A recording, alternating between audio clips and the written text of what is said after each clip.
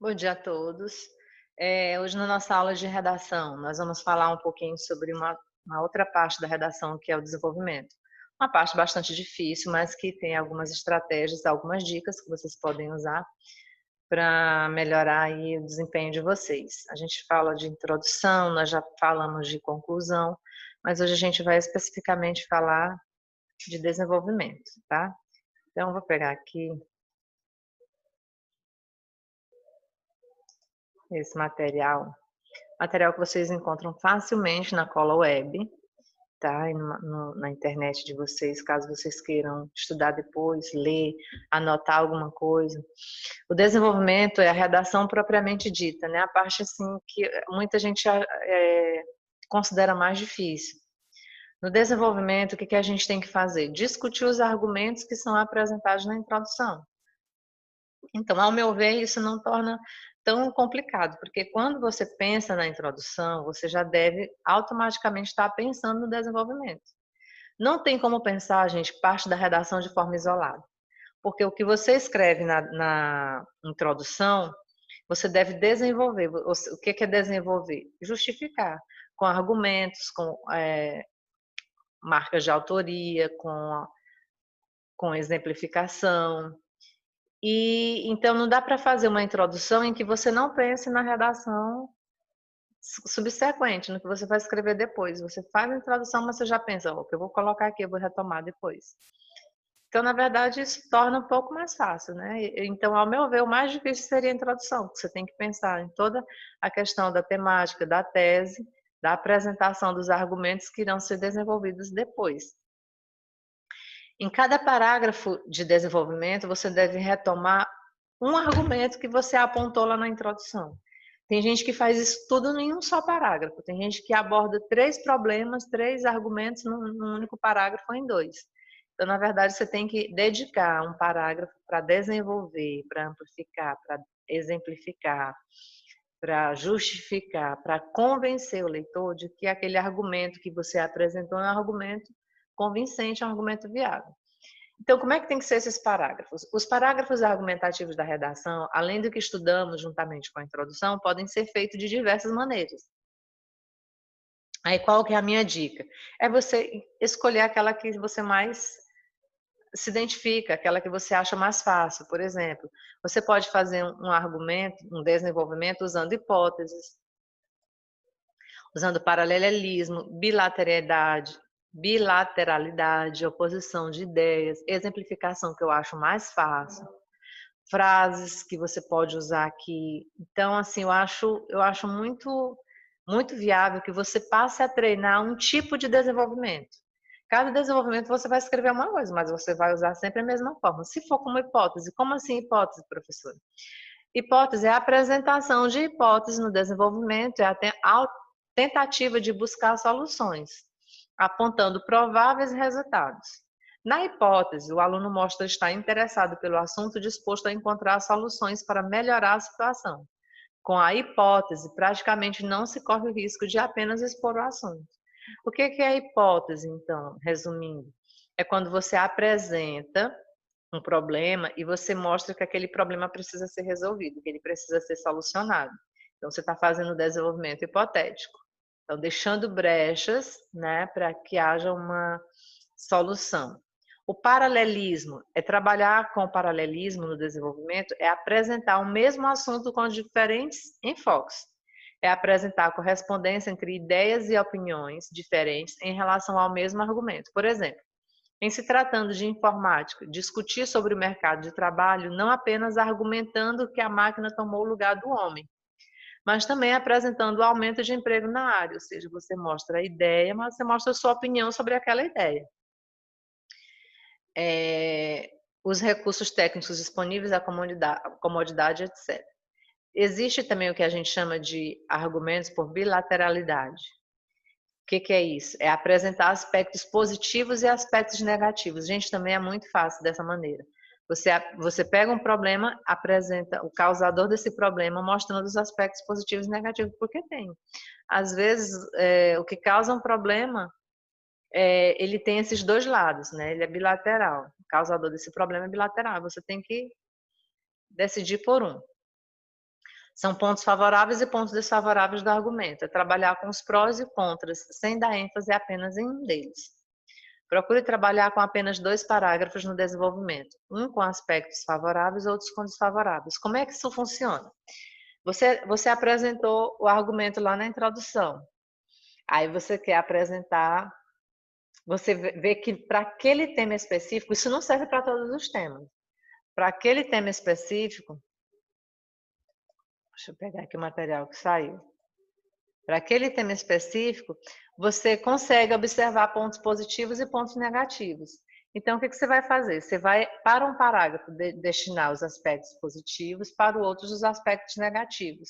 E aí depois você pode deduzir isso ao final e se posicionar sobre um ou sobre outro. Oposição de ideias. Trabalhar com a oposição de ideias é explorar com o mesmo interesse crítico dos polos que sustentam a discussão. Por exemplo, em se tratando de educação infantil, explorar a educação masculina e a educação feminina com o mesmo interesse, mostrando as diferenças existentes. Também não é um tipo de argumento que serve para todas as temáticas, né? Mas para algum outro serve. Agora, causa e consequência serve para todo tema. Trabalhar com causa e consequência é apresentar um parágrafo os aspectos que levaram ao problema a ser discutido e um outro parágrafo as suas decorrências, as suas consequências. Isso gerou o problema. As consequências desses problemas são essas. É muito bacana também trabalhar com causa e consequência e é muito parecido com a bilateralidade. Agora, a exemplificação eu acho que é o mais simples. Seja qual for a introdução, a exemplificação é a maneira mais fácil de se desenvolver a dissertação. Devem-se apresentar exemplos concretos que sejam importantes para a sociedade. E você vai pegar isso através do seu repertório. Eu só consigo fazer isso, gente. Ah, professora, mas parece fácil, mas no fundo é difícil. É quando a gente não lê, quando a gente não se atualiza nos noticiários, quando a gente não busca informação sobre o que está acontecendo no dia a dia, é difícil exemplificar. Onde é que você vai encontrar os exemplos? Às vezes a gente se cerca de informações desnecessárias, de informações que são irrelevantes, quando na verdade a gente está perdendo bastante tempo, porque a gente está no período de preparação para um vestibular. Então, nosso interesse deveria ser de nos enriquecer com bastante informações válidas. Então, assim, seja qual for a introdução, é muito importante, é muito fácil desenvolver com exemplos, quando você tem esses exemplos em algum lugar guardado aí dentro da sua cachola. Devem-se apresentar exemplos concretos que sejam importantes para a sociedade, argumentos sobre personagens históricos, artísticos, políticos, sobre fatos históricos, culturais, sociais importantes, buscando aí fazer uma espécie de intertextualidade, buscando lá na filosofia, na história, na literatura, na biologia, na química, na matemática, algum exemplo que justifique aquilo que você está falando. E para o desenvolvimento também, existem algumas frases modelo que você pode adaptar, poder usar nas suas redações a partir de agora. O que a gente tem aqui? Não são frases de receita pronta que vão servir para todo o tema. Você tem que tentar encaixar. Não basta colocar lá no texto dessa forma, pode perder o nexo. Você tem que ver o sentido e ver se encaixa. Mas você pode colocar, você pode escrever aí e de repente estar treinando e colocando em algumas temáticas. Por exemplo, se você vai trabalhar frases de causa e consequência, você pode usar a frase no início, né? Porque a gente sabe da importância dos conectivos. Então, ao início lá do parágrafo, você pode colocar: ao se examinarem alguns, você coloca fatos, argumentos, problemas, conteúdos, verifica-se que tal situação pode se mencionar, por exemplo, ou você pode dizer, em consequência disso, vê-se a todo instante a importância de se retomar, ver-se a todo instante a relevância de tal situação, Frases para parágrafos prós e contra. Alguns argumentos que, além disso, isso sem contar que, outros porém, né? Porque você está falando de um argumento pró, aí depois você vai dizer tudo contra, você diz outros porém.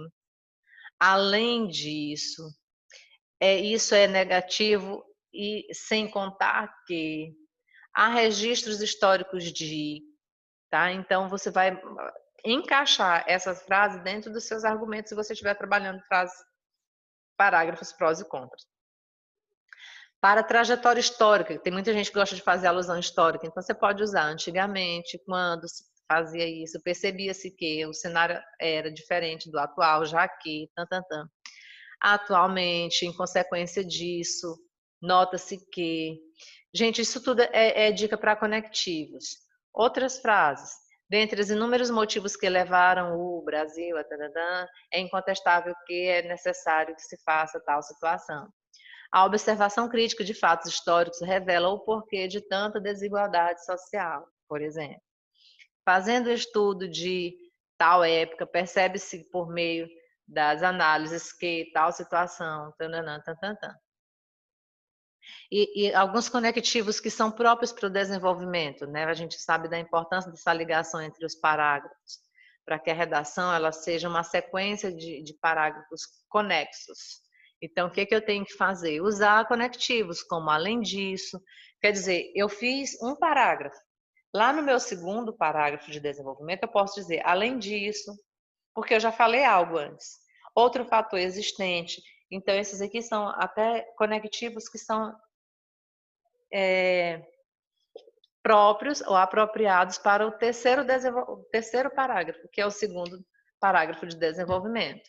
Outra preocupação constante é que ainda convém lembrar que, por outro lado, tá? Então são exemplos que, por exemplo, às vezes eu quero colocar além disso no desenvolvimento 1, mas eu não falei nada na introdução que me leve a pensar em além disso. Então eu tenho que pensar que ele é um tipo de desenvolvimento, ele é um tipo de conectivo que eu devo usar depois que eu já apresentei algo. Então, ele é típico do parágrafo de desenvolvimento 2, ou o terceiro parágrafo.